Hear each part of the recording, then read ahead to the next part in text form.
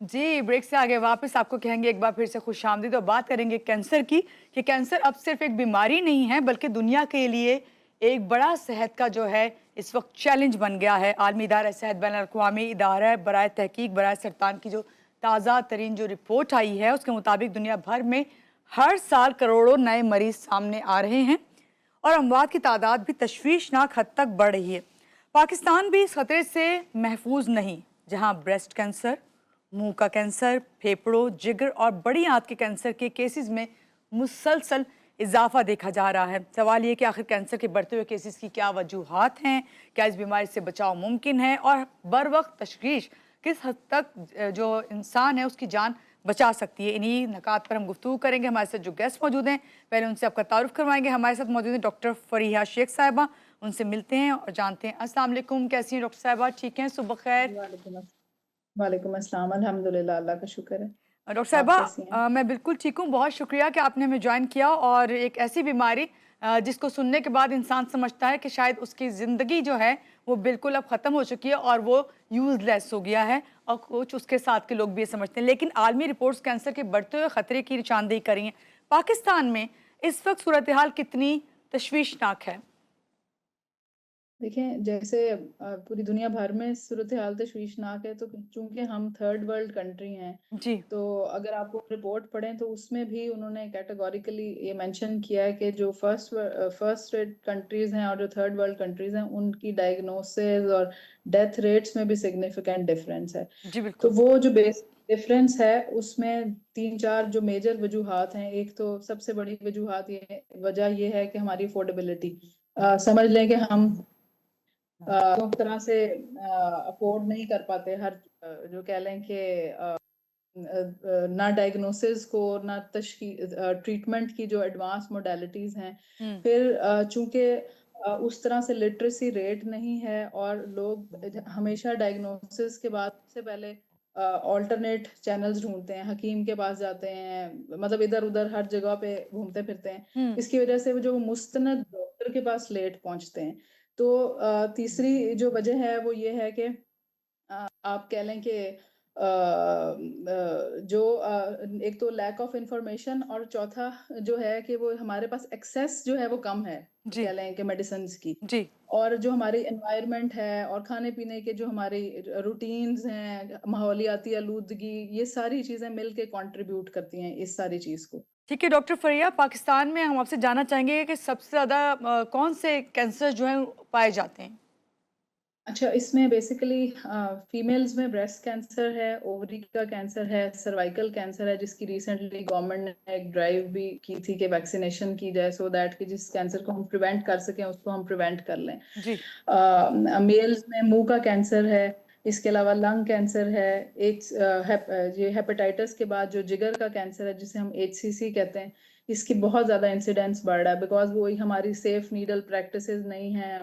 बहुत सारे और जो वजूहात हैं जिसकी वजह से हेपेटाइटिस C चूंकि बढ़ रहा है, तो उससे रिलेटेड कैंसर्स भी बढ़ रहे हैं। तो जी। एक हमारी जो चूंकि कैंसर की एक सेंट्रल रजिस्ट्री पूरे मुल्क में मौजूद नहीं है, जिसकी वजह से हम अपने एग्जैक्ट स्टैट्स रिपोर्ट नहीं कर पाते। जी। डॉक्टर लेकिन हर गुजरते दिन के साथ हमारे पास नंबर भी ज्यादा रिपोर्ट हो रहा है और हुँ। रिलेटिवली यंगर पेशेंट्स आ रहे हैं। तो डॉक्टर साहबा, हमारी जो डेली रूटीन है, लाइफ़ है, उसमें कौन-सी आदत जो है कैंसर के खतरे में मज़ीद इज़ाफ़ा करती हैं? जैसे कि मसलन आप टोबैको का यूज़ करना, गुटखा, आलूदगी और उससे भी ज़्यादा नाक़िस जो हमारी खुराक है, सुस्त रफ़्तार ज़िंदगी, हम बिल्कुल बैठे रहते हैं, कोई एक्सरसाइज़ नहीं कर रहे होते, क्या कहेंगी? ये सारे रिस्क फैक्टर्स आपने खुद ही बता दिए। इसमें जो मेन वही चीज़ है कि हमारी खुराक, जो हमारे डाइटरी पैटर्न्स हैं, वो बहुत इंपॉर्टेंट हैं इसमें, क्योंकि हम जो प्रीवियसली हमारी फिजिकल एक्टिविटीज उस ज़्यादा थी, जिसकी वजह से कि हम वो जो खा रहे थे, ये चिकनाई वाली चीज़ें या वेस्टर्न हुँ। स्टाइल की जो हुँ। फूड है, उसकी वजह से वो कैलोरीज हम उतनी एडिक्वेटली बर्न कर लेते थे। लेकिन अब यह है कि चूंकि मोटापे का इंसिडेंस बढ़ता चला जा रहा है, जब मोटापा बढ़ता है तो बॉडी में जो हार्मोन्स हैं वो इम्बैलेंस होते हैं, जिसकी वजह से एक बहुत बड़ा रिस्क फैक्टर है फॉर डेवलपमेंट ऑफ कैंसर। इसी तरह जो माहौलियाती आलूदगी है, उसमें हम सबको उससे प्रिवेंशन के लिए अपना अपने अपने अपने लेवल पे रोल प्ले करना है, बिकॉज ये सिर्फ कह लें कि वक्ती तौर के लिए नहीं, हमारी आने वाली नस्लों के लिए एक इम्पॉर्टेंट चीज़ है। बिकॉज इससे ना सिर्फ सांस की बीमारियां बल्कि कैंसर जैसे मूजी मर्ज भी उसका रिस्क बढ़ता चला जा रहा है। जी थर्डली स्ट्रेस है, फिजिकल एडिक्वेट फिजिकल एक्टिविटी है, बिकॉज अभी रिसेंट जो लिटरेचर्स आ रहे हैं या रिसर्चेस हैं वो ये कहती हैं कि जो जो फिजिकल एक्टिविटी है वो बहुत प्रिवेंट करती है कैंसर की डेवलपमेंट को, जी क्योंकि वो आपके स्ट्रेस को करती है, मोटापे के कंट्रोल करती है, जिसकी वजह से आप इस मूजी मर्ज से अपने हद तक कम से कम बचाव के लिए इकदामात कर सकते हैं। जी डॉक्टर साहब, जहाँ आलमी रिपोर्ट कहती है कि हर 5 में से 1 को जो है कैंसर का खतरा है, और अभी आपने भी बताया कि यंगस्टर्स में कैंसर बहुत ज़्यादा पाया जा रहा है, क्या कैंसर मौरूसी भी होता है? अगर खानदान में किसी को कैंसर हो तो दूसरे अफराद को क्या एहतियात करनी चाहिए इस हवाले से? अच्छा, इसमें एक जो बहुत बड़ी मिथ है कि मरूसी का मतलब है कि वो जेनेटिकली ट्रांसफर होता हुँ, है, लेकिन ये एक से दूसरे को लगता नहीं है। ये एक जी, इम्पॉर्टेंट चीज है कि जैसे किसी के साथ खाने पीने और उससे कोई हुँ, उसका ताल्लुक नहीं है। कुछ कैंसर्स हैं जो मरूसी होते हैं, वो उसमें डिपेंड करता है, जितनी यंगर एज में कैंसर आता है उसमें उतना ज्यादा चांस होता है कि वो मरूसी या जेनेटिकली ट्रांसफॉर्म हो सकता है। तो उसमें जो हम कर सकते हैं वो ये है कि एक तो जो पेशेंट है उसके लिए आजकल लेटेस्ट रिसर्च है कि जेनेटिक टेस्ट्स अवेलेबल हैं। अगर वो कोई उसमें कोई म्यूटेशन डिटेक्ट होती है तो फिर फैमिलियल स्क्रीनिंग है, उसके अकॉर्डिंगली फिर स्क्रीनिंग प्रोग्राम्स हैं। अगर पेशेंट की जो मेजॉरिटी हमारी पॉपुलेशन है अफोर्डेबिलिटी नहीं है, हम वो जेनेटिक टेस्ट नहीं करा सकते, तो उसमें जो सबसे अहम चीज है जो हम कर सकते हैं वो है टू स्टे अलर्ट, कि कोई भी अगर सिम्टम्स आप फील करते हैं तो उसके लिए जल्दी जाएं किसी मुस्तनद हुँ, डॉक्टर के हुँ, पास। जी। तो इसलिए यंगर एज पे कैंसर अगर डिटेक्ट हो जाता है तो फिर ऑब्वियसली उस ट्रीटमेंट और सर्वाइवल रेट्स जो है वो बढ़ा सकते हैं। जी, डॉक्टर साहब, अभी आपने बताया कि जेनेटिकली का अगर है तो फिर आपको जो है स्क्रीनिंग वगैरह करा ठीक है, लेनी चाहिए। लेकिन ये आपसे जानना चाहेंगे, कौन-सी ऐसी अलामात हैं जिसको बिल्कुल नज़रअंदाज नहीं करना चाहिए कभी भी?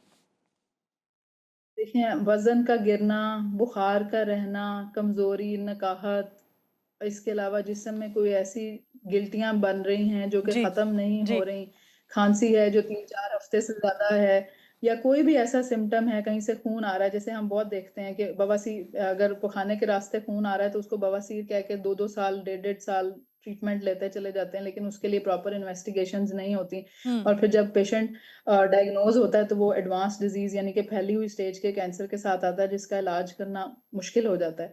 तो इसलिए कोई भी ऐसी अलामात जिसमें कि जो 3 से 4 हफ्ते के लिए परसिस्ट कर रही हों, तो उसके लिए आपको ज़रूर किसी मुस्तनिद डॉक्टर के पास जाना है, उसके प्रॉपर टेस्ट करवाने हैं, ताकि अगर कोई ऐसी चीज़ निकलती है तो आप टाइमली उसका ट्रीटमेंट करवा सकें। जी। डॉक्टर साहब, लास्ट में आपसे जानना चाहेंगे कि आप बच्चों को भी कैंसर हो सकता है? अगर हाँ, तो वालिदैन किन इब्तदाई जो सिम्पटम्स हैं, उन पे तवज्जो दें?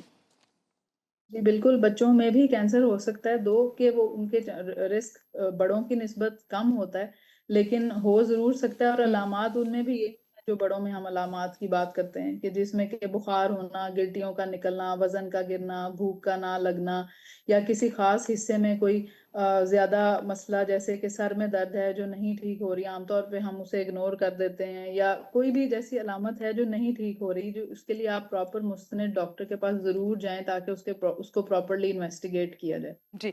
बहुत शुक्रिया, हमारे साथ थी ऑन्कोलॉजिस्ट डॉक्टर फ़रिया शेख साहिबा, जो कि हमें बताई थी कि पाकिस्तान में कैंसर के जो बढ़ते हुए केसेज़ हैं, उसके लिए हमें क्या खुद को एहतियात करनी चाहिए। यहाँ पे लेंगे एक छोटी-सी ब्रेक। ब्रेक के बाद वापस आते रहिएगा हमारे साथ।